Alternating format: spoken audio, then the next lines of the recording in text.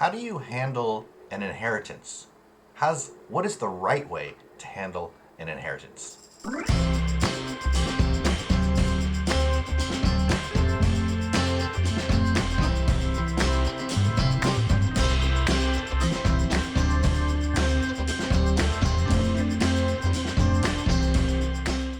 Inheritances. This is a really touchy subject for a lot of people because we're talking about our parents or our grandparents or people that are close to us giving us money upon their death. We don't ever want to talk about that, right? In our cultures, we don't really talk about death a lot. We don't want to jinx anything. We don't want to, be the downer that is talking about this mortality and what happens when you die and all that. Let's take all of the cultural faux pas out of it and just talk about what do we do to handle an inheritance, or what is the right way to handle an inheritance when we do get it. Now, maybe you can plan for an inheritance because you in your family have talked about money, and your parents, your grandparents, whoever is giving you this inheritance has told you, yes, we've got this money, and when we die, this is what you're gonna get. Or maybe you don't have an idea of how much it is, but maybe you know that there's something there roughly. Or maybe you're on the other side and you have no clue. Maybe you have some family members that have a bunch of money and you didn't even know that they had this money, and then all of a sudden they pass away and you get a bunch of money. Whatever a bunch of money looks like to you, whether that's $10,000 or $10 million. I don't think it really matters. But if you have an inheritance coming in, most of the time we want to make sure that we don't waste it. We don't want to taint the legacy of these people that have done well with money and then pass that along to the next generation or the people that they love.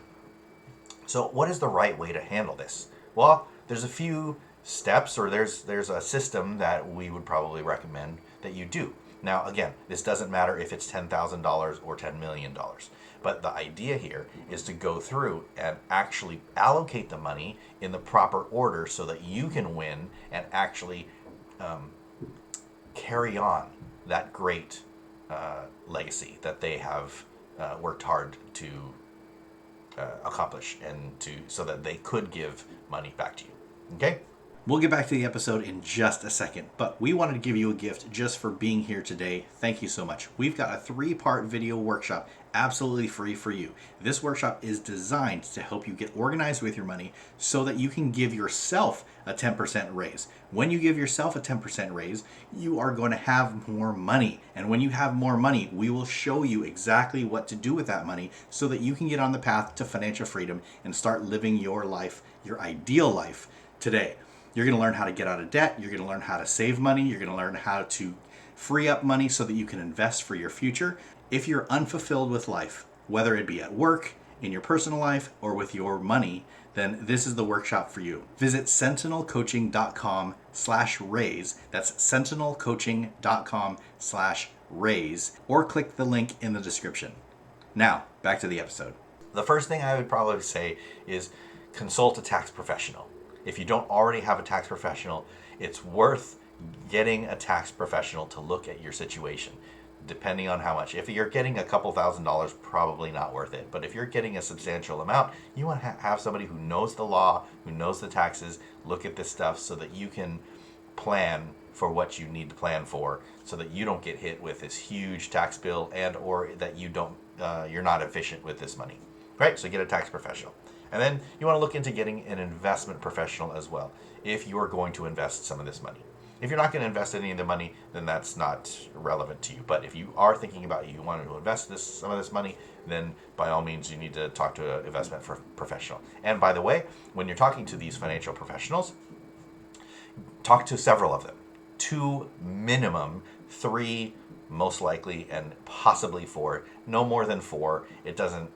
It's just wasting your time to talk to so many people unless you do not connect with them and they seem kind of weird and sleazy and there's not a good vibe there. If that's the case, just keep going until you find people that you actually like, you understand, they help you learn and all that stuff.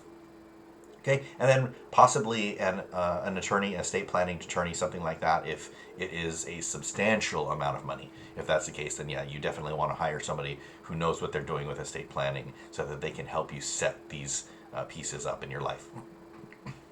Okay, and then what we would do is how to spend or allocate this money. We would walk you through our 5 steps to financial freedom. Right, step number 1 is that beginner emergency fund. If you don't have that, right, that's, I would say, $1,000 up to a 1 month of salary is a good start. We don't want you to have too much in that, because otherwise you'll get too comfortable and you won't do the other stuff. But if you have too little, you can't pay for things like a blown tire or a transmission that goes out, or an appliance that breaks in your house or something like that, right? You need some cash there, but you have too much cash in there and you're not going to do the other things. All right. Step number 2 is to pay off all your consumer debt. Pay it all off. Credit cards, student loans, car loans, personal loans, all of that stuff. Like, get that out of your life, because the interest is killing you, right? And you get more money in your pocket because all of your income is not going out to all of these banks and these debts. Step number 3, go back to that emergency fund, fully raise that up. Lots of different opinions here. We say 3 to 6 months is a good start. Some people want more, some people want less, depending on your situation, right? Fully funded emergency fund, whatever that looks like for you. Number 4, start investing 10 to 20% of your income, and that will help you, no matter what your situation is, to get your money working for you so that you can live the life that you need to live. Now, this is where we would switch this up a little bit. If you got that large inheritance, you would put some in that investments. But before you just dump it all in investments, what do you think if you were the person who gave this inheritance to somebody else? If you were planning on this, what would you want their life to look like? Would you want them just to save it? Just to invest it? Just to do what's practical? And no. You'd want them to enjoy some of this life. Enjoy some of this money. So I would set aside a percentage, 5%, 10%, depending on how much, again, it is. Set aside some money for fun, for enjoyment. Like, let's say, you get some money and you're like, yeah, a percentage of that is going to go toward fun. We're going to do something fun. Maybe you have a goal that you've been saving for. That's a perfect example where you can actually say, yes, I had this $20,000 goal. I'm $10,000 into it. I got a $100,000 inheritance. I'm going to take $10,000 of that. And I'm going to finish off that goal that I have. Maybe it's a trip. Maybe it's a car. Maybe it's your house. Maybe it's paying off debt. Whatever it might be. Right? Put some money toward fun things. Enjoy some of your life.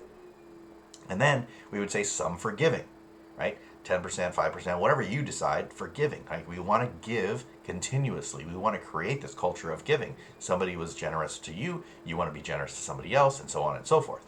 So set aside some money for fun, set aside some money for giving, walk yourselves down that financial freedom, the 5 steps. And then step number 5, after that, is to pay off your house. If you haven't already paid off your house, your personal residence, pay that off if you can.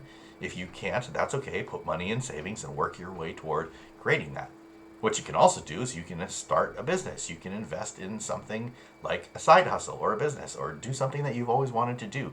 Take some of that money and actually build something that you really want to accomplish or build.